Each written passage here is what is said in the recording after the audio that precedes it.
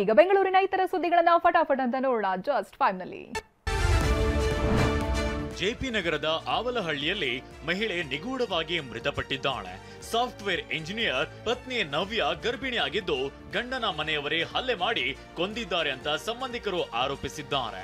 ಮೃತ ನವ್ಯ 4 ವರ್ಷದ ಹಿಂದೆ ಶೈಲೇಶ್ ಎಂಬಾತನ ಜೊತೆ ಮದುವೆಯಾಗಿದ್ಲು. ಡಿಎಆರ್ ಡಿವೈಎಸ್ಪಿ ವಿರುದ್ಧ ಕೋಟ್ಯಾಂತರ ರೂಪಾಯಿ ವಂಚನೆ ಆರೋಪ ಕೇಳಿ ಬಂದಿದೆ. ಡಿವೈಎಸ್ಪಿ ನಂಜುಂಡಯ್ಯನನ್ನ ನೆಲಮಂಗಲ ಪೊಲೀಸರು ವಶಕ್ಕೆ ಪಡೆದಿದ್ದಾರೆ. ಜಮೀನನ್ನ ಡೆವಲಪ್ ಮಾಡುವುದಾಗಿ 40 ಕೋಟಿ ರೂಪಾಯಿ ಹಣ ಪಡೆದು ಧಮಕಿ ಹಾಕಿದ ಆರೋಪ ಕೇಳಿ ಬಂದಿದೆ. ಫೋರ್ಜರಿ ಮಾಡಿ ಒಂದೇ ಸೈಟ್ ಹಲವರಿಗೆ ಅಗ್ರಿಮೆಂಟ್ ಮಾಡಿರುವ ಬಗ್ಗೆ ಕೇಸ್ ದಾಖಲಾಗಿದೆ. ಇನ್ನು ವಂಚನೆಗೊಳಗಾದ ಕುಟುಂಬಗಳು ಠಾಣೆಯ ಮುಂದೆ ಜಮಾಯಿಸಿದ್ರು. ಟೌನ್ ಠಾಣೆಯಲ್ಲಿ ಡಿವೈಎಸ್ಪಿ ನಂಜುಂಡಯ್ಯನ ವಿಚಾರಣೆ ನಡೆಸಲಾಗ್ತಿದೆ.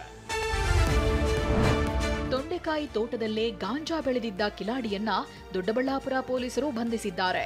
ಬಿಹಾರ ಮೂಲದ ರಾಮ್ ದ್ಯಾಲ್ ಪಾಸ್ವಾನ್ ಎಂಬಾತ 3 ತಿಂಗಳ ಹಿಂದೆ ಕೆಲಸ ಅರಸಿ ಬಂದಿದ್ದ.